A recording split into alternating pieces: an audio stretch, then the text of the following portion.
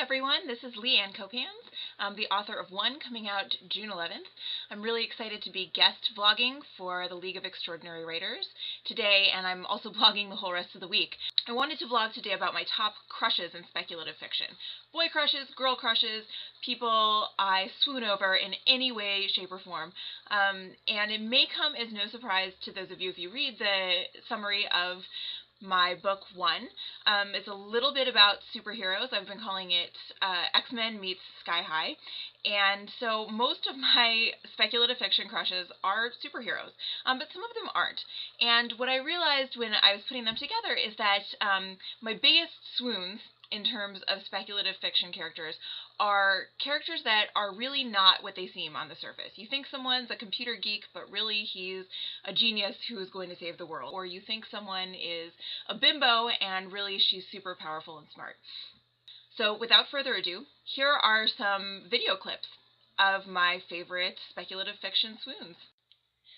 I've been in love with the Wasp ever since Marvel did an animation of the Avengers called Earth's Mightiest Heroes, where the Wasp featured pretty prominently. Now, I love the modernization of Jan Van Dyne, mostly because she knows where her power lies. Money-wise, meaning she pays for all of her boyfriend Hank Pym's research, and superpower-wise. So let's check her out. I love how tiny she is and how much damage she knows she can still cause. This is sad, Hank. I'm the one that makes all this possible, you know. This... Science! Right.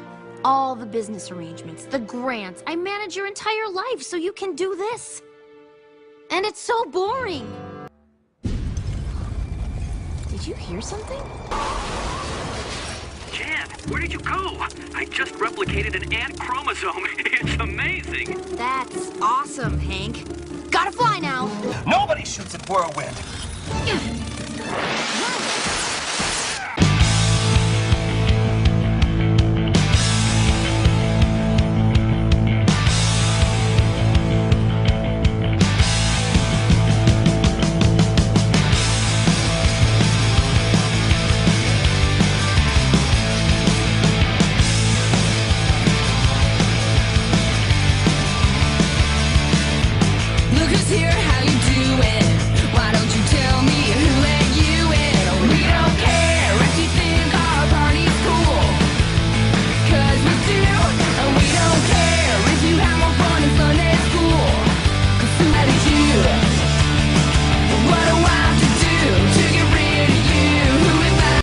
Next up is Chuck.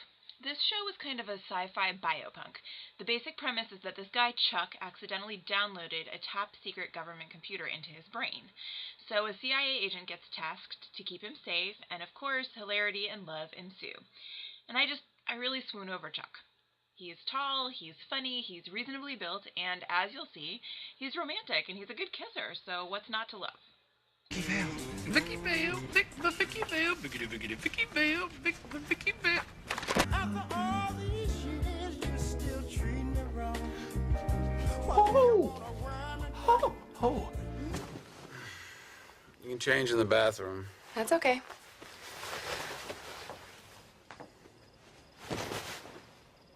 What? You give me crap about lighting some candles and you come in wearing that? What, this? This is part of my cover. Well, it doesn't cover a thing. You really want me to kiss her? Desperately. Fine.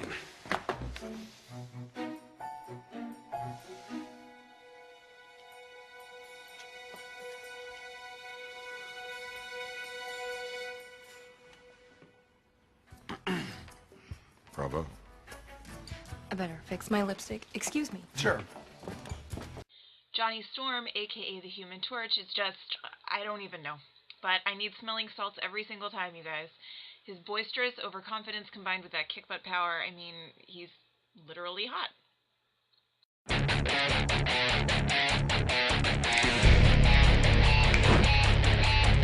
Now picture that. But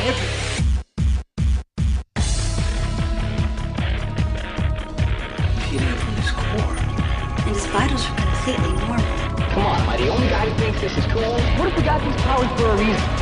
Flame out! Oh, you're hot. Why, thank you. So are you. Now, I I know I share this next swoon with a lot of people. I think Peeta Mellark was the real hero of the Hunger Games. He used his brains to make it through, which is really, really attractive. I don't think his crush on Katniss was ever fake, but he definitely put a different spin on it depending on which situation he was in. So just watch both these clips and just try to tell me that the combination of brains, voice, and face doesn't make you swoon in completely different ways. Peeta, tell me, is there a special girl back home? No, not really.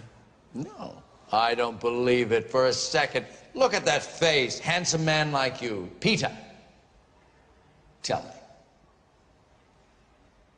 Well, there's this one girl that I've had a crush on forever. Well, I remember the first time I saw you. Your hair was in 2 braids instead of 1. And I remember when you sang in the music assembly, the teacher said, "Who knows the Valley song?" and your hand shot straight up. After that, I watched you going home every day. Every day. Well, say something. I'm not good at saying something. Then come here.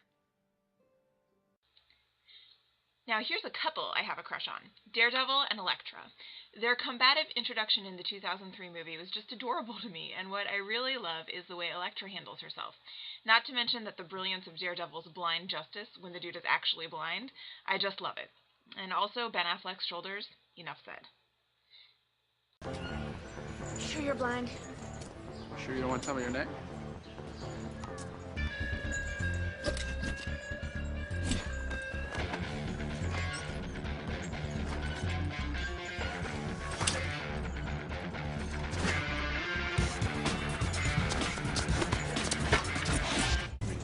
I just wanted to get your name.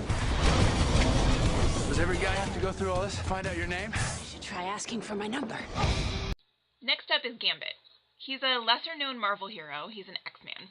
And most of his relationship with Rogue seems to consist of Gambit making overconfident, Cajun-accented advances on Rogue and her screaming at him and or throwing him out of her car.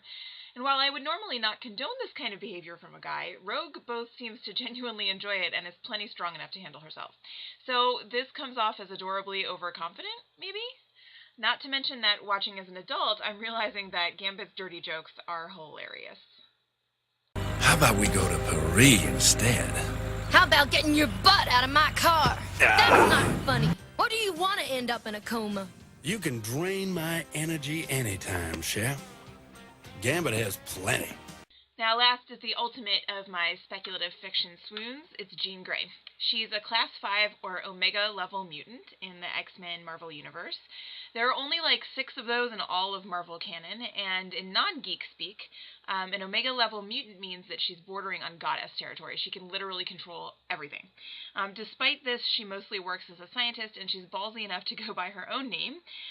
She's just Jean Grey, no superhero names for her. And she's always just been my favorite. Hands down, no competition. Jean Grey is the only Class 5 mutant I've ever encountered. Her potential practically limitless.